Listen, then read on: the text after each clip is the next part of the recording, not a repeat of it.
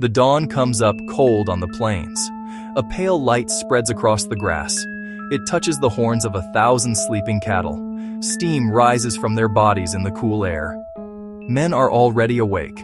They sit by a low fire. Coffee boils in a blackened pot. They speak in low voices. They watch the herd.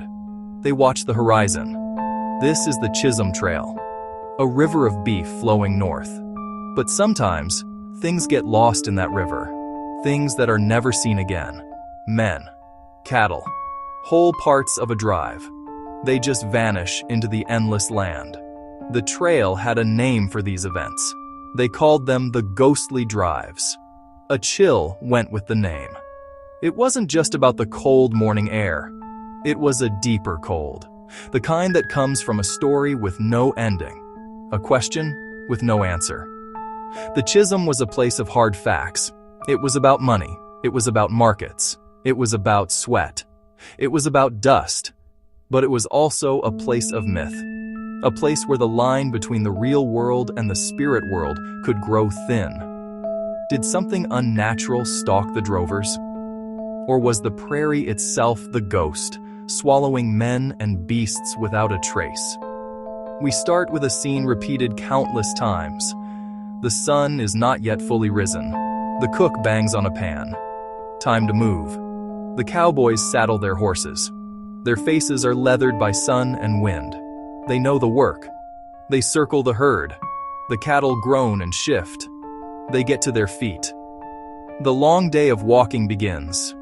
Dust rises in a slow cloud. The sound is a low thunder, a constant murmur of hooves and bellows. The trail stretches ahead. It looks the same as the land behind, just grass and sky, a perfect place to get lost. This is where the mystery begins. In the sameness of the landscape, in the long, hypnotic hours, a man could look away for a moment. When he looked back, something would be wrong. A few head missing from the edge of the herd. A rider who went to check a stray and didn't come back. At first, it's a simple problem. A delay. A search. But when the search turns up nothing, the mood changes. The vast open space becomes a threat.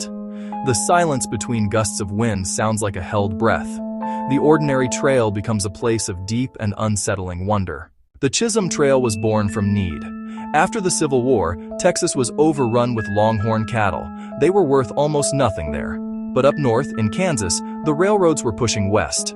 Abilene, Newton, Wichita. These towns had railheads, gates to the hungry cities of the east. A steer worth $4 in Texas could fetch $40 in Kansas.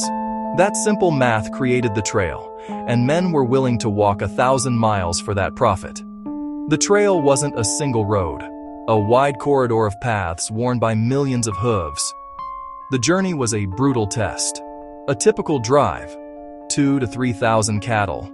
A dozen men managed them, a trail boss, a cook with his chuck wagon, and the cowboys, or drovers. They worked from before sunrise until after sunset, pushing the herd 10 to 15 miles a day. The trip could take 2, sometimes 3 months. They crossed rivers like the Red, the Cimarron. These could be dry beds of sand one day and raging torrents the next. A sudden flood could scatter a herd for miles. Some cattle would be swept away forever. This was a known, expected loss.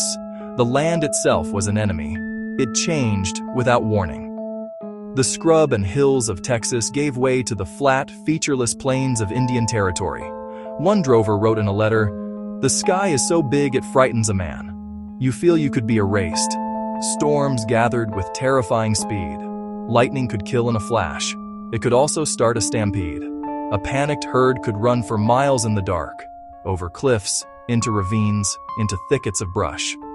In the morning, the cowboys would find their herd shattered. Dozens, sometimes hundreds, simply gone. Then there were the human threats. Rustlers were a constant fear, professionals of the plains. They worked at night, silently cutting small groups, driving them into hidden canyons to rebrand. A gunshot in the night was a clear sign of trouble. But the best rustlers made no sound at all. There were also disputes over land. As settlers moved in, they put up fences. A trail boss might find his usual route blocked. An angry farmer with a rifle could turn a herd back. These were the documented losses, the ones a trail boss could explain in his ledger. But some stories did not fit in a ledger. They were told around the campfire. They were whispered in the saloons of the cow towns. These were the tales of the vanishings. An account from a small Kansas newspaper in the 1870s tells one such story. It speaks of a drover named Silas Kane. He reported arriving in Ellsworth with 200 fewer cattle than he'd started with. He swore he had lost them in a single night. There was no storm, no stampede. He said, "It was as if a piece of the prairie had been cut out with a knife, and my cattle with it." No tracks were found. No sign of a struggle. Eyewitness accounts from the drovers themselves are even stranger. A veteran cowboy named Cimarron Jim was quoted in a collection of trail stories. He described a night when the whole herd just stopped. They stood as if frozen. The air grew heavy and still. He said the horses refused to move. The men felt a deep dread, but could not name its source. They saw nothing. They heard nothing. When morning came, an entire flank of the herd, maybe 50 animals, was gone. The ground was undisturbed. It was as if they had never been there at all. These tales grew with each telling.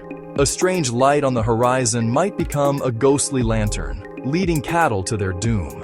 A lone wolf's howl might become the cry of a vengeful spirit. Local legends attached themselves to the trail. People spoke of cursed ground where a massacre had once happened. They said no herd could cross that ground without paying a toll in blood.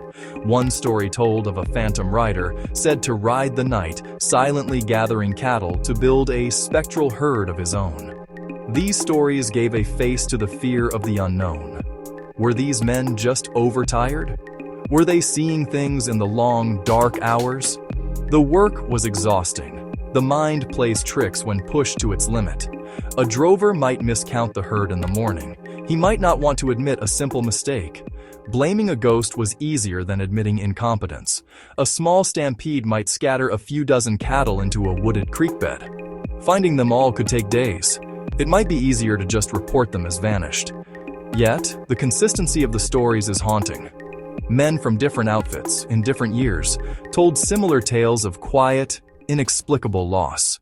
When we pull back from the ghost stories, we find many real-world reasons for cattle to disappear. The business of cattle driving was messy. Record-keeping was often poor. A trail boss might start with an estimated number, about 3,000 head. The count was not exact. Over the long journey, small losses were expected. A cow might get sick and die. A calf might be taken by a wolf. These were called trail cuts. They were part of the cost of doing business. A few animals disappearing here and there might not even be noticed until the final count in Kansas. Disease was a silent and efficient killer. Texas fever could move through a herd with devastating speed. The animals would seem fine one day, then grow weak and die. On the trail, there were no veterinarians. Drovers would often push the sick animals harder, hoping they would recover. When they died, they were often left where they fell. Years later, a pile of bones might be found, the only clue to a long-forgotten loss. Geography and simple error played a huge part. Maps of the time were not always reliable. A trail boss could get lost. He might take a wrong turn and lead his herd into a box canyon, or into a swampy area. In the vastness of the plains, a small herd that broke away could be impossible to find. Imagine a foggy morning. The herd is spread out, grazing. A group of 50 on the edge of the fog could wander the wrong way. By the time the fog lifts, they are miles away. The drovers, with a huge main herd to manage, could not launch an extended search. The cattle were simply gone. We also cannot discount human failure and desperation. A cowboy might be in debt. He and a partner could conspire to steal cattle during their night watch. They could drive them off to a different, smaller market and sell them. It was risky, but the reward was high. Sometimes entire drives failed. The trail boss might run out of money. He might lose his nerve. Instead of facing his investors, he might simply disappear. He could sell the herd for cash under a fake name, pay off his men, start a new life on the frontier. The herd and the men would be listed as vanished. So, we are left with two kinds of stories: the explainable, the unexplained. For many of the lost drives, we can piece together a likely cause. Rustlers, storms, disease, bad luck, bad choices. Historians can find court records of thieves brought to justice. They can read letters from drovers describing a terrible hailstorm or a river flood. These accounts solve many of the smaller mysteries. They ground the legend in the hard reality of the trail. They remind us that life in the Old West was fragile. Profit and loss were separated by the slimmest of margins. A single bad day could erase months of hard work. But a few cases remain stubbornly open. These are the stories that give the trail its ghostly reputation. They are the ones with no logical endpoint. The tales of whole herds vanishing from flat, open ground. Reports of riders going over a hill and never being seen again, horses included. In these cases, the searches found nothing. No bodies, no cattle hides, no abandoned wagons. The tracks just stopped. It is these full-stop cases that defy simple explanation. They leave a void. And into that void, people pour their fears and their superstitions. What truly happened in those instances? Did an entire group of men desert, selling the herd and scattering to the four winds?